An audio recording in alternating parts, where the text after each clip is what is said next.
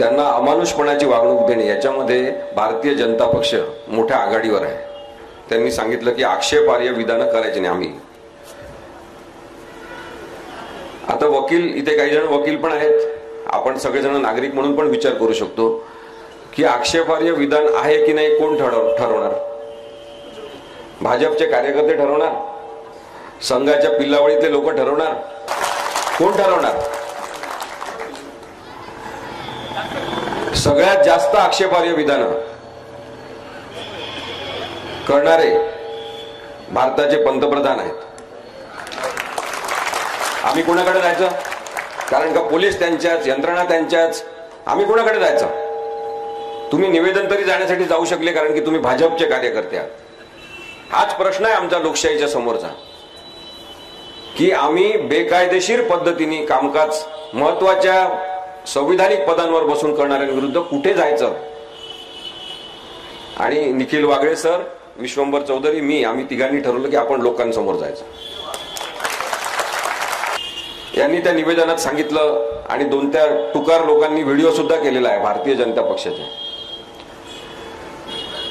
की रामाचं नाव घ्यायचं नाही, पंतप्रधान नरेंद्र मोदींचं नाव घ्यायचं नाही। का घ्यायचं नाही? का घ्यायचं नाही? रामाची काय खरेदी केलेली आहे तुम्ही? राम विकत घेतलाय का तुम्ही? राम भारतीयांच्या मनामनातला आहे, आम्ही नाव घेणार।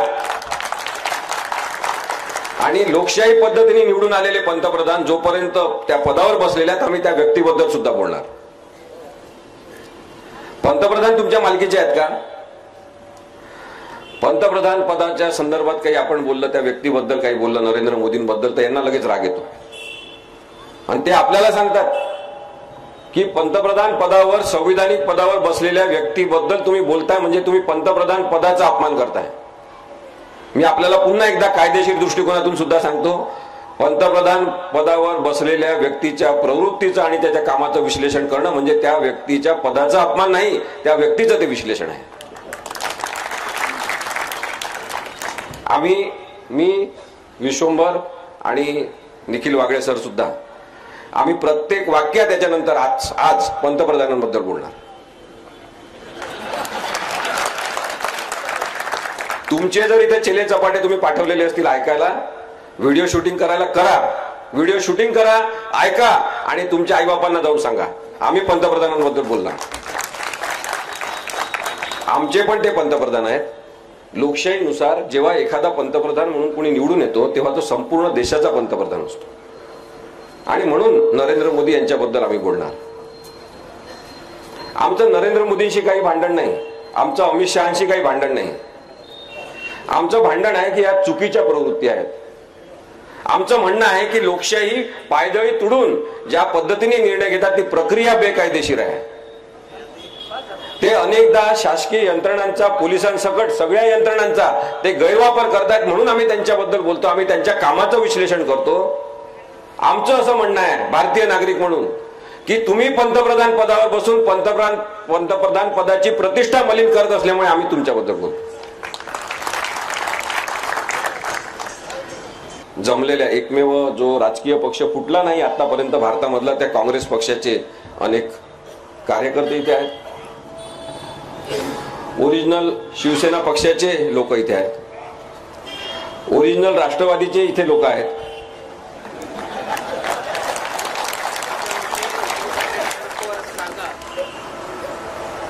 ओरिजिनल राष्ट्रवादी म्हणजे शरद पवार साहेब आणि ओरिजिनल शिवसेना म्हणजे उद्धव ठाकरे साहेब। आमचा नरेंद्र मोदी आणि अमित शहा यांना मुळीच विरोध नाही, हे समजून घ्या। व्यक्ती म्हणून आमचा त्यांना विरोध नाही, प्रवृत्ती म्हणून त्यांचा विरोध प्रत्येक भारतीय नागरिकांनी करण्याची जबाबदारी आता संविधानिक जबाबदारी म्हणून आपण स्वीकारली पाहिजे असं आमचं मत आहे। कारण की हे अपारदर्शक पद्धतीने काम करतात, हे अंधारात काम करतात, हे संसदेतल्या सगळ्या महत्वाच्या खासदारांना, प्रश्न विचारणाऱ्यांना निलंबित करून आपल्या मनमानी पद्धतीने बिल पास करतात आणि नवीन कायदे तयार करतात। त्यामुळे आमचा नरेंद्र मोदी आणि अमित शहा या प्रवृत्तींना विरोध आहे। नवीन कायदे त्यांनी 3 केले आणि तेव्हा अमित शहांनी भाषण केलं संसदेमध्ये आणि जवळपास 25 गोष्टी अशा आहेत. आता मी इथे काही तो विषय नाही त्याच्यामुळे सांगत नाही. काल गोरेगावला मी त्याच्यावर भाषण केलं. 25 गोष्टी अशा आहेत ज्याच्यामध्ये अमित शहानी असं मांडलं संसदेमध्ये छाती ठोकून ठोकून की पहिली बार भारत में हम 0 FIR इंट्रोड्यूस कर रहे हैं. 0 FIR हे त्यांनी इंट्रोड्यूस केलेलं नाही. त्यापूर्वीच कितीतरी इथे पोलीस अधिकारी पण आहेत, त्यांनाही माहिती आहे की 0 FIR जवळपास 5 वर्षापूर्वीच इंट्रोड्यूस झालेलं होतं. हे 2014च्या आधीची गोष्ट आहे. क्रिमिनल रेकॉर्ड ट्रॅकिंग करण्याची सिस्टीम सुद्धा सुशील कुमार शिंदे असताना त्यांनी आणली होती. आणि हे आपल्याला सांगतात की मी पहिल्यांदा आता क्रिमिनल लोकांचा रेकॉर्ड तयार करण्याची सिस्टीम तयार करत आहे. भारताचं दुर्दैव आहे की ज्या माणसाला खूप मोठा काही वर्षांचा तडीपारीचा अनुभव आहे तो माणूस आता भारतासाठी कायदे तयार करतो. आम्ही बोलायचं नाही यांच्याबद्दल. याच्यापूर्वी नाही मिळाले ना आम्हाला असे गृहमंत्री की जे स्वतः तडीपार झालेले होते. आणि हा जर आमच्या भारताचा अपमान नसेल की अशा प्रकारचा एक माणूस आणि अशा प्रवृत्तीचा माणूस तिथे बसलेला आहे तर आम्ही त्यांच्याबद्दल जरूर बोलणार.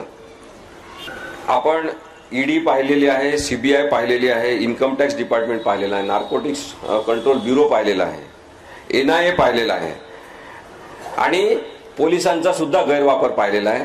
एवढंच नाही तर यांची मजल आता इथपर्यंत गेलेली आहे की एक तटस्थ असलेली यंत्रणा न्यायालय याच्यातल्या सुद्धा काही न्यायाधीशांना आपल्या काय पाळीव करून त्यांचा सुद्धा गैरवापर यांनी सुरू केलेला आहे. माध्यम जे स्वातंत्र्य म्हणून होते की ते स्वतंत्र होते, आपल्या समोर जे घडलं ते सांगणारे माध्यम यांनी बंद करून टाकले. अनेकदा यांनी मालक विकत घेतले, सगळेच्या सगळे चॅनल विकत घेतले आणि भरपूर पैसा वापरून यांनी तुमच्या डोक्यावर काय मारायचं, तुमच्या समोर काय दिसलं पाहिजे दृश्य स्वरूपामध्ये हे ठरवलं. हे षडयंत्री पद्धतीने जे काम करण्याची पद्धत आहे त्याला आमचा विरोध आहे की ईडीचा जो गैरवापर यांनी केलेला आहे. यांची घोषणा होती की काँग्रेस मुक्त भारत करायचा. मुळात काँग्रेस मुक्त भारत ही घोषणा लोकशाहीला धरून आहे काय आपण विचार केला पाहिजे. आपलं कोणाचं काँग्रेसवर प्रेम असण्याचा गरज नाही. थोड्या वेळासाठी सगळं बाजूला ठेवा. काँग्रेसवर प्रेम करण्याची काही गरज नाही. वंचित बहुजन आघाडीवर प्रेम करण्याची काही गरज नाही. राष्ट्रवादी काँग्रेस ओरिजिनलवर प्रेम करण्याची काही गरज नाही. शिवसेना ओरिजिनलवर प्रेम करण्याची काही गरज नाही. थोड्या वेळासाठी बाजूला ठेवा आणि विचार करा की भारतीय संविधान काय म्हणताय. भारतीय संविधानाने सांगितलेलं आहे की इथे प्रत्येकाला अभिव्यक्ती स्वातंत्र्य आहे, राजकीय मत स्वातंत्र्य आहे. एखाद्याचा राजकीय विचार पोचवायचा असेल तर संस्था संघटना काढून राजकीय पक्ष काढून तशा पद्धतीने आपले विचार अनेक लोकांपर्यंत पोहोचवण्याचा आणि त्यांना पटवून देण्याचा अधिकार आपल्याला आहे. अनेक वेगवेगळ्या राजकीय पक्षाचे विचार या भारतामध्ये असले पाहिजे ही संविधानिक तरतूद आणि त्याला आपण कॉन्स्टिट्युशनल स्कीम असं म्हणू. ही रचना आहे भारतीय संविधानाने केलेली. आणि म्हणून काँग्रेस मुक्त भारत ही हिंसक घोषणा आहे. आज आपण पाहतो की त्यांनी दुसरी घोषणा भ्रष्टाचार मुक्त भारत अशी केली होती की भ्रष्ट आदमी को नहीं छोडूंगा. आजची जी परिस्थिती आहे त्यांनी निर्माण केलेली आहे. नाशिक जिल्ह्यामधले सुद्धा नेते जे भ्रष्ट आहेत भारतातले ते सगळे भाजपमध्ये आहेत. आणि आता आपल्याला लक्षात येते की काँग्रेस मुक्त भारत करता करता आज भाजप काँग्रेस मुक्त झालेला आहे. हे सगळ्यात मोठं यांचं दुखणं ठरणार आहे. लक्षात ठेवा. वरपासून खालपर्यंत सगळे भ्रष्टाचारी माणसांनी आपल्या सोबत घेतलेले आहे. महाराष्ट्राच्या परिस्थितीचा विचार करायचा तर एक तर भाजपमध्ये जा किंवा एकनाथ शिंदेच्या सोबत जा म्हणजे तुम्ही सुरक्षित राहाल. आता त्याला ऍडिशनल परत अजितदादा पवार आहे. हे जे राजकारण सुरू आहे हे संविधानाला अपेक्षित नाही. हे सांगायचं नाही का, याच्यावर कोणीच बोलायचं नाही. जे सुरू आहे ते बघत राहायचं. 5 वर्षांनी आम्ही मतदान पुन्हा करायचं आणि पुन्हा निवडून आलेल्या लोकांना तुम्ही पैशाच्या आधारे फोडणार, ईडीच्या आधारे फोडणार, कोणतीतरी दडपशाही करून फोडणार आणि नवीनच काहीतरी संतुलन तयार करणार, एखादं मिक्सर तयार करणार. आम्हाला म्हणणार ही लोकशाही आहे. आम्हाला अशी लोकशाही मान्य नाही. हे सांगण्याची जबाबदारी आपल्या सगळ्या नागरिकांची आहे. अनिल देशमुखांना त्यांनी ईडीच्या प्रकरणामध्ये आतमध्ये पाठवलं. छगन भुजबळांना त्यांनी आतमध्ये पाठवलं. छगन भुजबळ आता अजितदादांसोबत गेले, काही दिवसांनी ते भाजपमध्ये जातील. जेव्हा छगन भुजबळांची केस आली, इतर काही ईडीच्या लोकांच्या केस आली, ते म्हणतात की आता कागदपत्रच आमचे गहाळ झाले, केसचे कागदच नाही असं म्हणतात. हा षडयंत्राचा जो भाग आहे त्याच्याबद्दल बोलायचं नाही कोणीच. मला आपल्या सगळ्यांचे आभार मानायचे की आपण लोकशाही बद्दलचा आवाज म्हणून इथे आलेला आहात. अनिल देशमुखांना यांनी जेव्हा आतमध्ये टाकलं, सांगितलं की 1000 कोटीचा घोटाळा आहे, 100 कोटीचा घोटाळा आहे असं सांगितलं. आणि जेव्हा तपास केला, कोर्टामध्ये केसेस चालल्या, त्यांचा जामीन देण्यात आला नाही, त्यांना त्रास देण्यात आला. 1 वर्षभर जवळपास ते आतमध्ये होते. आणि नंतर लक्षात आलं की काहीतरी साधा 1 कोटी काहीतरी याचा घोटाळा आहे. कोर्टाने म्हटलं की बा त्याचा पुरावा द्या तुम्ही, की निदान 1 कोटीचा तरी काहीतरी घोटाळा आहे, त्याचा तरी पुरावा द्या. त्याचा पण पुरावा यांच्याकडे नाही. आणि या सगळ्यांमागे जर आताचे उपमुख्यमंत्री, ज्यांना जबरदस्तीने उपमुख्यमंत्री व्हावं लागलेलं आहे, ते देवेंद्र फडणवीस असतील तर आपल्याला वाईट वाटणार नाही की बदल्याचं राजकारण इथे सुरू आहे. बदल्याच्या भावनेने कायदा वापरला जातो आहे आणि कायदा जणू काही बदल्यासाठीच तयार केलेला आहे. अशा भावनेने राजकारण जर केलं जात असेल तर आम्ही देवेंद्र फडणवीसांना प्रश्न विचारायचा नाही की हे कोणतं राजकारण आहे तुमचं, की तुम्ही ज्या माणसावर आरोप ठेवता त्या माणसाचं तुम्ही शेवटी 1000 कोटीचा सुद्धा नाही, 100 कोटीचा सुद्धा नाही, तुम्ही छोटासा घोटाळा सुद्धा शोधू शकत नाही आणि 1 वर्ष त्या माणसाला आतमध्ये ठेवता. जे दुसऱ्या पक्षात जातात त्यांच्यावर ईडी लावली जाते, त्यांना आपल्या पक्षात आणलं जाते. लोक बिचारे व्हॉट्सअपवर, फेसबुकवर जाहिराती तयार करतात, वॉशिंग पावडर मोदी म्हणून. मग आपण हेच करत राहायचं फेसबुकवर वगैरे सगळं? नाही, आता हेच करायचं नाहीये. आपलं काम आता सुरू होणार आहे. 2024 ची निवडणूक असेपर्यंत आता 1 वर्षभर आपल्याला केवळ लोकशाहीबद्दल आणि संविधानाबद्दल विचार करायचा. आणि ज्यावेळेस मतदान असेल तेव्हा या सगळ्यांना घरी बसवण्याची जबाबदारी इथे बसलेल्या प्रत्येक माणसाची. सीबीआयनी आतापर्यंत ज्या केसेस केल्या त्याच्यामध्ये जवळपास 96% म्हणजे 96% केसेस या विरोधी पक्षातल्या लोकांवर केलेल्या आहेत. सगळे विरोधी पक्षातले लोक भ्रष्ट आहेत आणि त्यांच्यावर भ्रष्टाचाराचे आरोप झाल्यावर चौकशी सुरू झाली की ते भाजपमध्ये आले की ते सगळे स्वच्छ आहेत. ईडीच्या ज्या केसेस चाललेल्या आहेत त्याच्यामध्ये 0.05% एवढाच पर्सेंटेज आपल्याला दिसते ज्याच्यामध्ये शिक्षा झालेली आहे. आणि बाकी सगळेजण कुठे गेले, केव्हा सुटले, त्यांच्यावर केसेस चालतात की नाही काहीच आपल्याला माहित नाही. शाहरुख खानच्या मुलाला पकडलेला आपण पाहिलेला आहे. सॉरी, शाहरुख खानच्या. कारण की नरेंद्र मोदींच्या कॅम्पेन मध्ये अस्पष्टपणे इनडायरेक्टली सहभाग घ्यायचा हे त्यांनी नाकारलं. कारण की शाहरुख खान केवळ डायलॉग म्हणणारा हिरो नाही हे आता लक्षात आलं. पाठांतर करून केवळ बोलणारा हा माणूस नाही, तर तो विचार करणारा सुद्धा आहे. त्याचं पुस्तकांचं वाचन आहे, योग्य शब्द योग्य ठिकाणी वापरण्याचं नॉलेज त्याला आहे. त्यामुळे या माणसाच्या बद्दलचा बदला आपण मनात ठेवायचा आणि मग कधीतरी या मुलाला अटक करायची. जेव्हा लक्षात येते की नार्कोटिक कंट्रोल ब्युरोनी खोटी केस केली होती, कोणताही अंमली पदार्थ त्याच्याजवळ सापडला नाही, पण तोपर्यंत त्याची बदनामी करून झालेली असते. आणि सलमान खान हा पतंग उडवायला नरेंद्र मोदींसोबत जातो संक्रांतीच्या वेळेस. तर सलमान खान बद्दलची जी त्यांनी ते काळं हरिण मारलेलं होतं त्याच्याबद्दलची केस मात्र लवकरच सुटका त्याच्यातून होते. आपण हे समजून घेतलं पाहिजे की ज्या पद्धतीने या सगळ्या यंत्रणांचा वापर होतोय तो गैरवापर आहे आणि याचा आपल्याला राग आला पाहिजे. न्यायालय जे एक निपक्ष ती जागा असली पाहिजे, ती सुद्धा आजकाल त्यांनी निपक्ष ठेवली नाही. आपलं सुदैव आहे की अनेक न्यायाधीश न्यायालयांमधले हे उत्तम आहेत विश्वासार्ह आहेत, प्रामाणिक आहेत आणि संविधानाशी त्यांची बांधिलकी आहे. पण काही महत्वाच्या लोकांना त्यांनी ज्या पद्धतीने बाटवलेलं आहे आणि भाजपच्याच दृष्टीने निकाल द्यायचा असं सांगितलेलं आहे, त्यातून लोकशाही समोर एक खूप मोठं संकट निर्माण झालेलं आहे. आपण लक्षात घ्या. पापपूर्ण अशा पद्धतीचे, त्याला सिनफुल जजमेंट आपण म्हणू, पापपूर्ण अशा पद्धतीचे निर्णय दिलेले आहेत. कधीतरी फक्त त्या विषयावर आपण इंटेलेक्च्युअल पद्धतीची चर्चा जर ठेवली तर आपण त्याच्याबद्दल बोलू की कशा पद्धतीने यांनी निकाल दिलेले आहेत. देशामध्ये 2 प्रकारचे वकील यांनी तयार केले. एक नरेंद्र मोदी यांना आवडणारा कायदा सांगणारे वकील आणि दुसरे संविधानात आहे तसा कायदा सांगणारे वकील, जे उरले सुरले आहेत ते.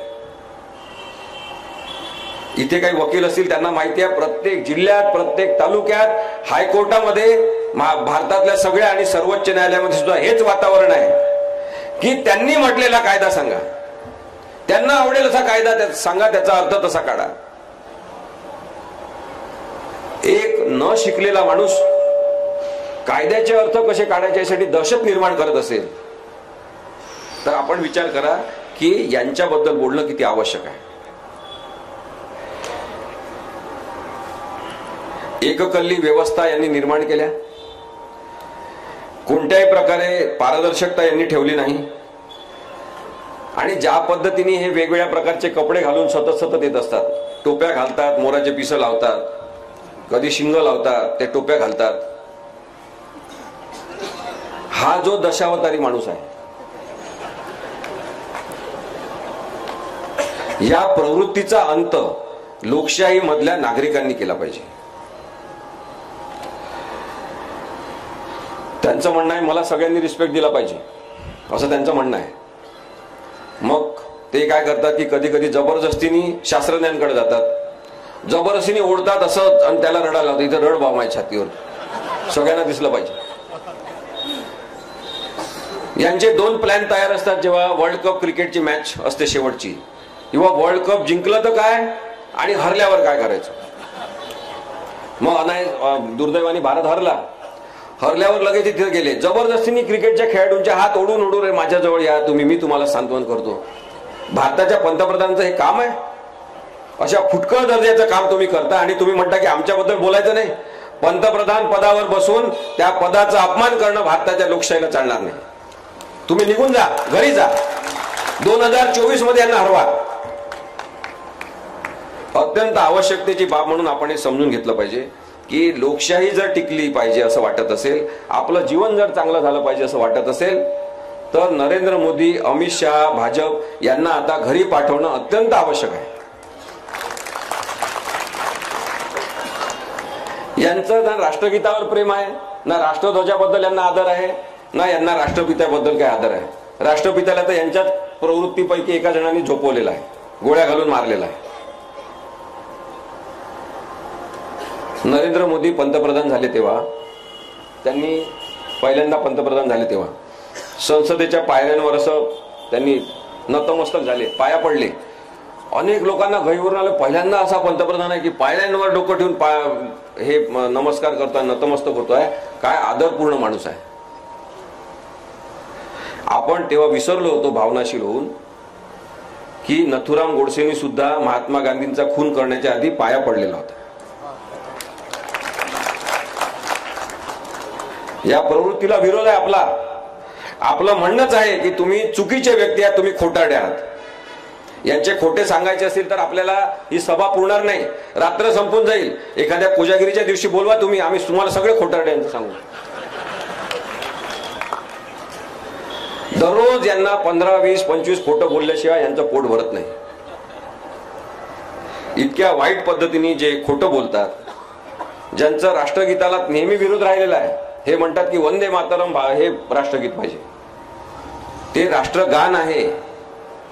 वंदे मातरम आपण सगळ्यांनी म्हटलं पाहिजे, त्याच्याबद्दलचा आदर ठेवला पाहिजे. ते आपल्या देशाचं राष्ट्रगान आहे. राष्ट्रगीत जनगण मन हे आहे, त्यालाच तसा आपण आदर दिला पाहिजे.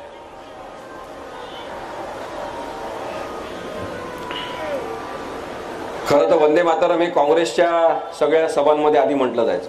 हे पण काही यांचं नाही आहे, पण आता यांनी ते ओढून घेतलं, हे आमचंच आहे म्हणून. यांच्याकडे कोणी महान नेते नाही, यांचा स्वातंत्र्य संग्रामामध्ये काही सहभाग नाही, त्यामुळे यांच्याकडे कोणी महापुरुष नाही. मग यांनी आंबेडकरांचं अपहरण करण्याचा प्रयत्न केला. आंबेडकरांचे विचार काही यांना झेपत नाही. मग महात्मा गांधींचं अपहरण करण्याचा प्रयत्न केला सगळीकडे, नाहीतरी त्यांना नाईलाजाने महात्मा गांधींच्या पायाच पडावं लागते. मग आपण हेच ठरवलं पाहिजे की आपला महात्मा गांधींचा राम आहे, जे मरताना सुद्धा हे राम हे शब्द म्हणून गेले. त्यामुळे यांचा नथुराम आहे, त्या नथुराम मधला राम त्यांच्या जोरावर द्या.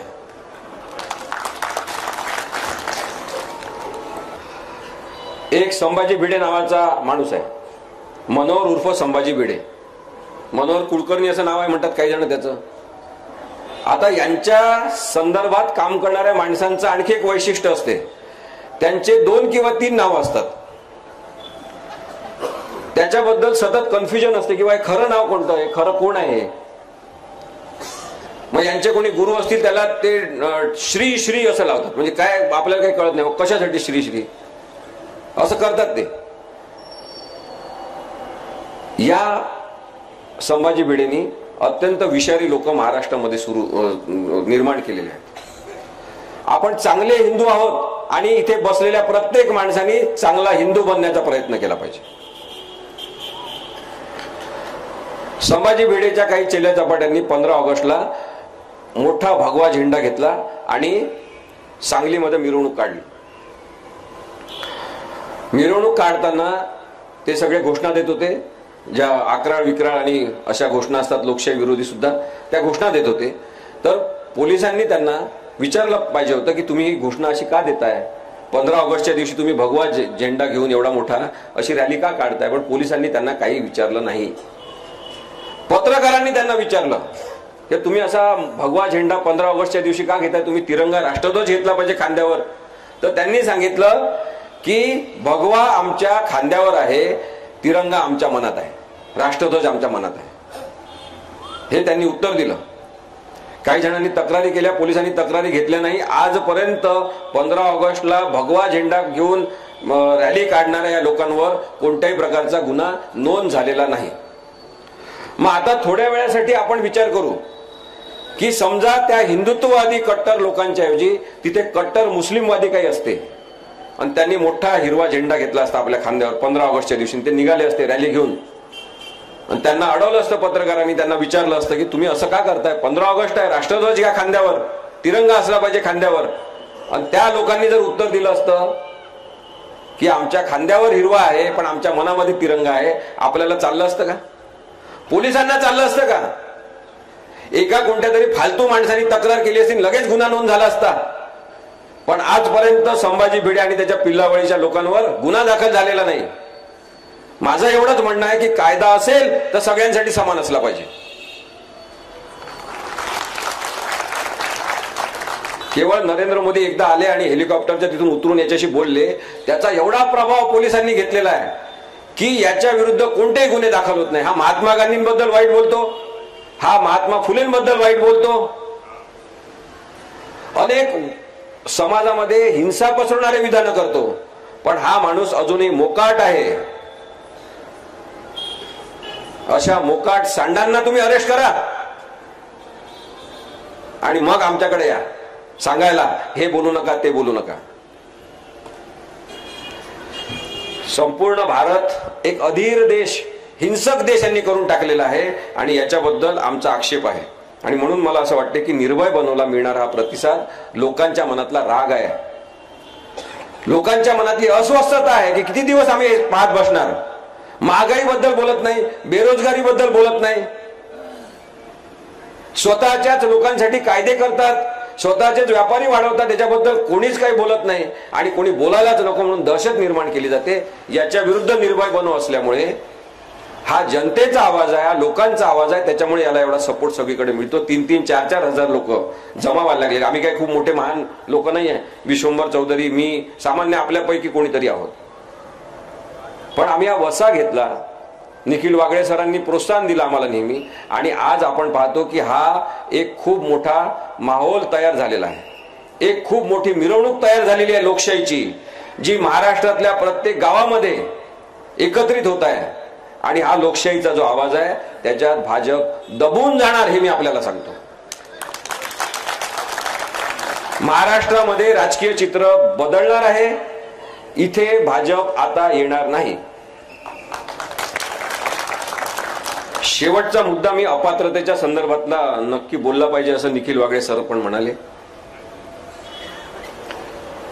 उद्धव ठाकरे यांची ज्या पद्धतीने अवहेलना झालेली आहे, उद्धव ठाकरे यांच्या वडिलांचं आणि त्यांच्या पक्षाचं ज्या पद्धतीने अपहरण झालेलं आहे, ते विचार करा थोड्या वेळासाठी की आपण काहीतरी निर्माण केलेलं आहे, आपण त्याचा भाग आहोत आणि आपल्यापासूनच ते हिरवून घेतलं जात असेल आणि आपल्या सोबत तयार झालेले माणसं ज्या आविर्भावात बोलताना आपण पाहतो तेव्हा कसं वाईट वाटत असेल मनाला, याचा विचार करा थोड्या वेळासाठी.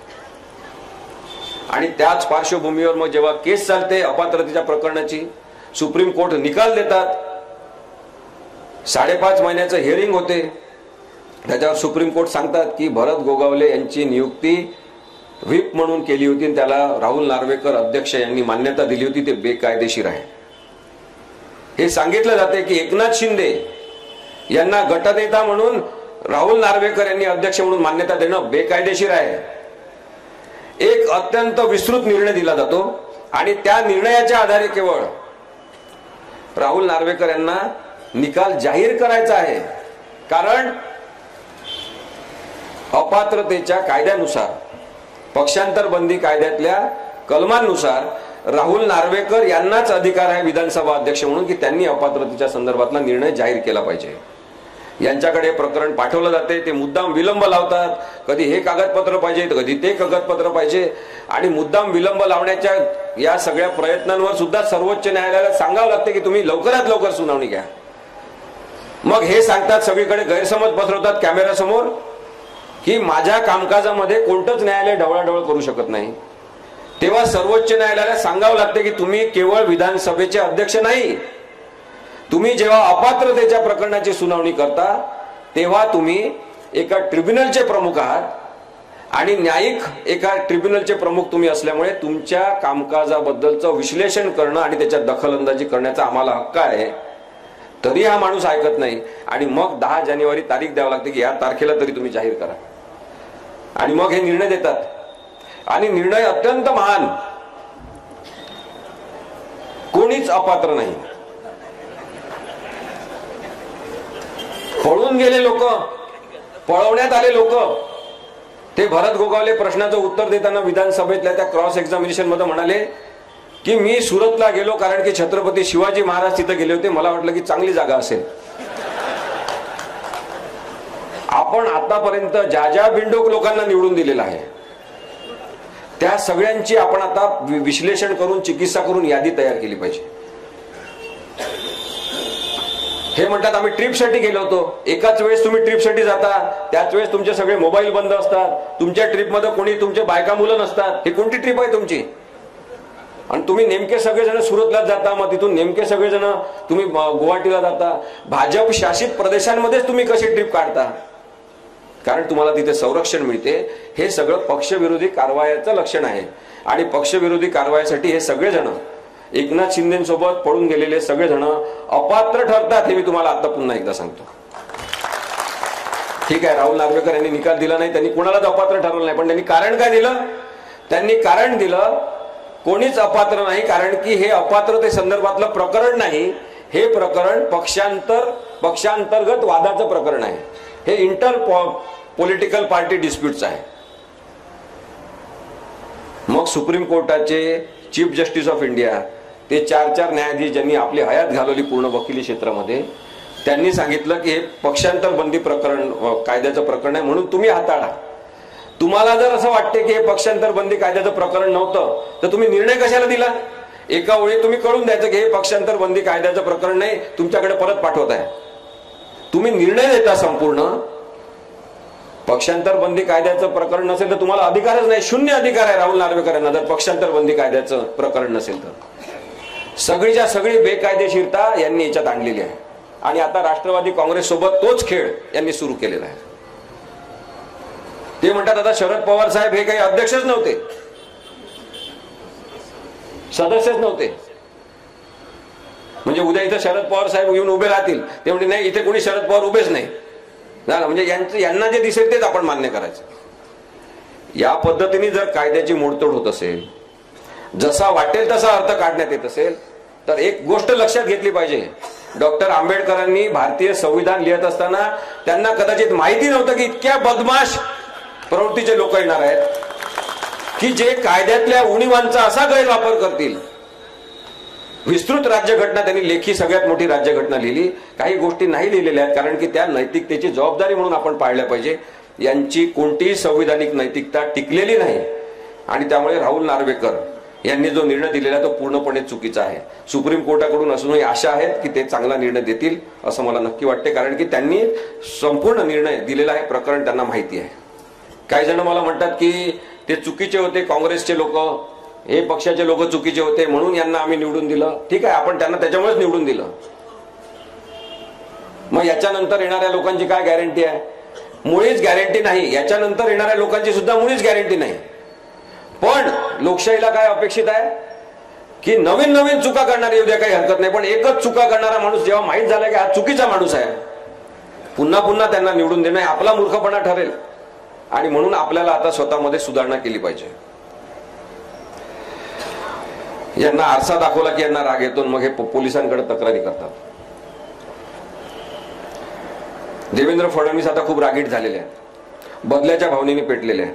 महाराष्ट्रामध्ये जे राजकारण त्यांनी आणलेलं आहे त्यांना वाटते की ते चाणक्य आहेत, पण हे किडलेलं आणि नाचलेलं राजकारण महाराष्ट्रामध्ये प्रस्थापित करण्यासाठी जे पाप देवेंद्र फडणवीस यांच्या अकाउंटमध्ये गेलेलं आहे त्याचा नक्कीच त्यांना पुढच्या राजकीय भविष्यात त्रास होणार.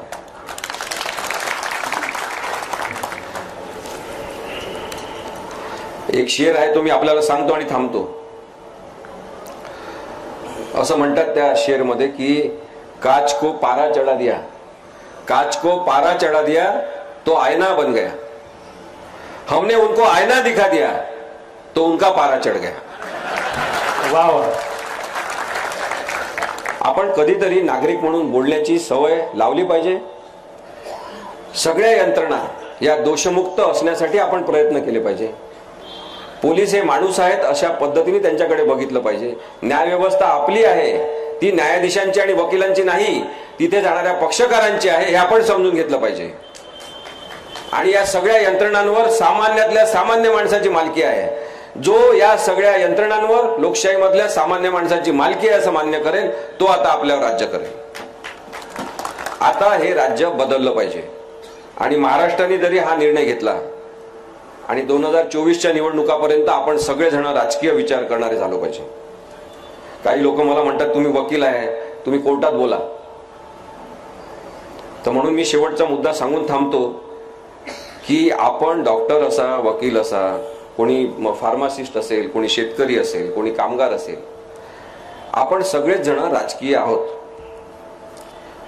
आपल्याला प्रत्येकाला राजकारणावर बोलण्याचा हक्क आहे, कारण की आपण भारताचे नागरिक आहोत. नागरिक ही संकल्पना राजकीय आहे. भारतीय संविधान जिथे प्रस्तावित ठेवलेलं आहे ते भारतीय संविधान हे पॉलिटिकल डॉक्युमेंट आहे. आपला जन्मच त्या संविधानातून झालेला आहे, जे राजकीय स्वरूपाचं डॉक्युमेंट आहे. त्यामुळे राजकारणावर बोलण्याचा आपल्याला प्रत्येकाला हक्क आहे. अडाणी आणि अशिक्षित आपण नाही.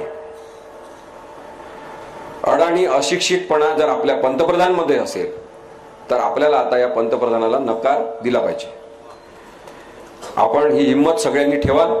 आणि सरकार बदलू शकते. इंदिरा गांधी एवढी ताकदवान बाई होती, तिचं सुद्धा सरकार या भारतातल्या लोकांनी पाडलेलं आहे. कोणी काय अमरपट्टा घेऊन आलेला नाही. ज्यांनी ज्यांनी माच केलेला आहे त्यांना घरचा रस्ता या भारतीय मतदारांनी दाखवलेला आहे. त्या सगळ्या मतदारांना माझं आव्हान आहे की मुळीच घाबरण्याची गरज नाही. गुंड आणि बदमाश प्रवृत्तीचे लोक सगळ्यात जास्त भित्रे असतात, हे लक्षात ठेवा.